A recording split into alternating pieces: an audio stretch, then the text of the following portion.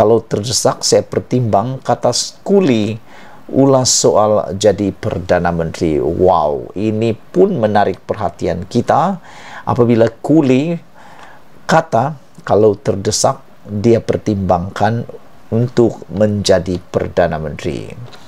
Veteran UMNO Tengku Razali Hamzah dilaporkan bersedia menggalas tanggungjawab sebagai Perdana Menteri sekiranya keadaan terdesak dan tidak ada pemimpin lain yang boleh diketengahkan.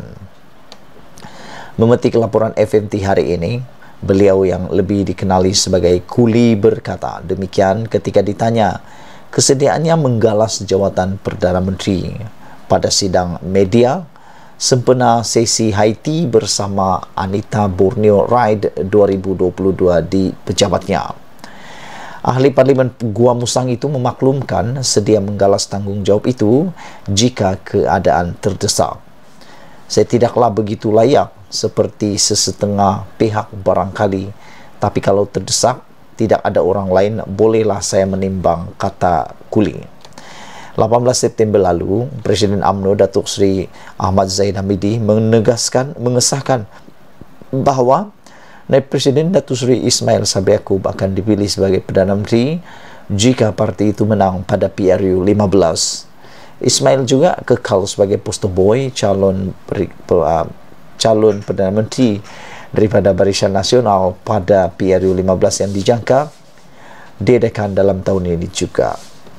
Isnin lalu pula, Naib Presiden UMNO Datuk Seri Mazir Khalid berkata, parti itu tidak pernah membincangkan untuk meletakkan Zahid sebagai calon Perdana Menteri bagi menghadapi PRU 15. Beliau yang juga Menteri Pembangunan Luar Bandar berkata, mesyuarat UMNO sebelum ini telah memutuskan bahawa Ismail Sabri kekal sebagai calon Perdana Menteri ke-10 sekiranya Barisan Nasional menang.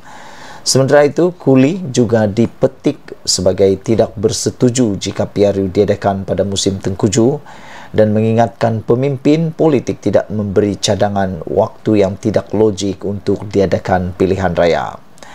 Mengenai gerakan tanah air GTEA, Kuli berkata, pembentukan gabungan itu adalah berteraskan kemahuan diri selain terdiri daripada kumpulan terdesak. Sambil menegaskan tiada sengketa antaranya dengan Tun Dr. Mahathir Mohamad yang meneraju JTA, beliau berkata parti itu tidak menguntungkan orang Melayu, sebaliknya akan membawa lebih banyak perpecahan. Perpecahan akan lebih banyak kalau kita membiarkan keadaan berterusan, kata Kuli lagi. Kalau saya jumpa Dr. Mahathir nanti, saya nak cakap hal ini sebab saya sudah ada parti yang saya jadi ahli. Saya tak boleh sertai parti lain, tapi saya kena fikir dari sudut solidariti Melayu.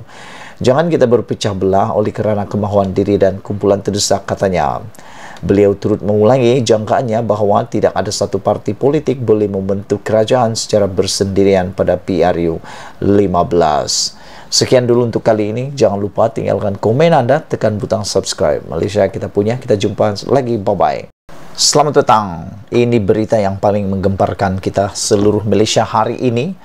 Paling betul-betul mengejutkan apabila dilaporkan 4 bekas ahli parlimen dan adun UMNO disebut bakal menjadi calon Perikatan Nasional di Perlis. Wow.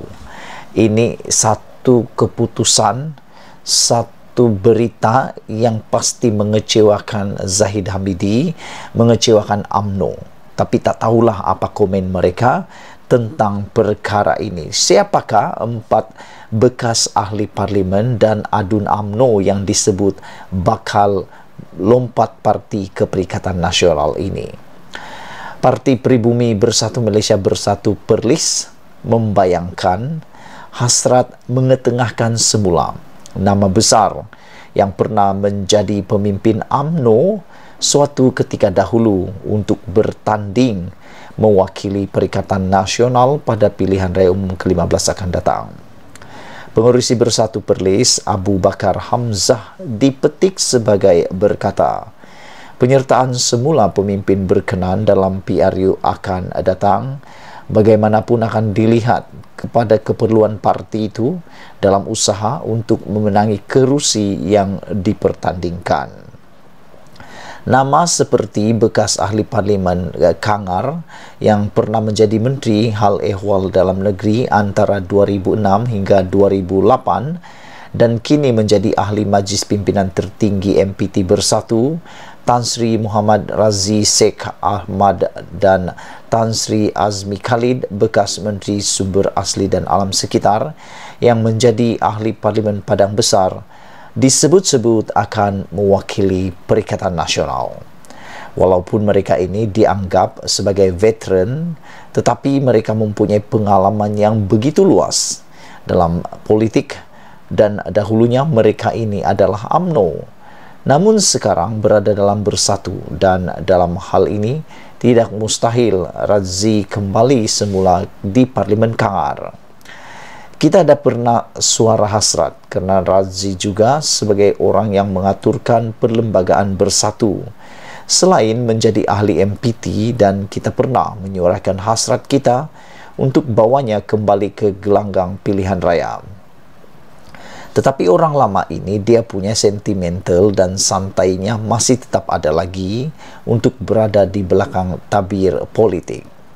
Namun jika Bersatu Pusat mencadangkan beliau untuk bertanding semula, apakan daya mereka harus kembali ke gelanggang pilihan raya kerana nama besar ini lebih membantu untuk menangkan kita punya calon dan parti, katanya menurut berita harian. Beliau berkata demikian kepada pemberita selepas menghadiri majlis pelancaran sayap Bersatu peringkat negeri Perlis di pekarangan sebuah hotel di Kuala Perlis semalam pada 27 September. Selain nama dua tokoh itu, bekas MP Arau Datuk Seri Said Razlan Putra Jamalulail dan bekas ahli Dewan Undangan Negeri Adun Sena pada 2008 hingga 2018, Abdul Jamil Saad juga berkemungkinan akan membuat kemunculan semula. Kadang-kadang bekas ahli parlimen dan adun ini sudah lama berehat dan bergantung kepada keadaan, dan seperti saya katakan, jika kita ingin kerusi parlimen di Perlis ini dapat dimenangi oleh Bersatu, kita mungkin akan letak calon veteran di kerusi berkenaan. Saya lihat mereka terutama Razi, Azmi dan Said Razlan sesuai bertanding di parlimen kerana pengalaman mereka sebelum ini menjadi wakil di parlimen berkenaan. Namun, ia bergantung kepada keperluan parti ini untuk mengetengahkan semula mereka. Bila keperluan mendesak untuk kita menang, kita terpaksa memanggil semula mereka untuk bertanding pada PRU akan datang, katanya.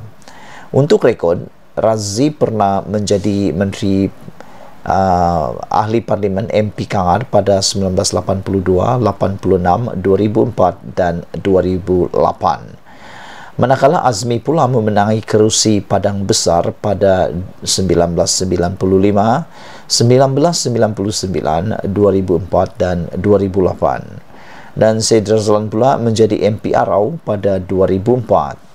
Mereka memenangi kerusi berkenaan atas tiket Barisan Nasional ketika itu.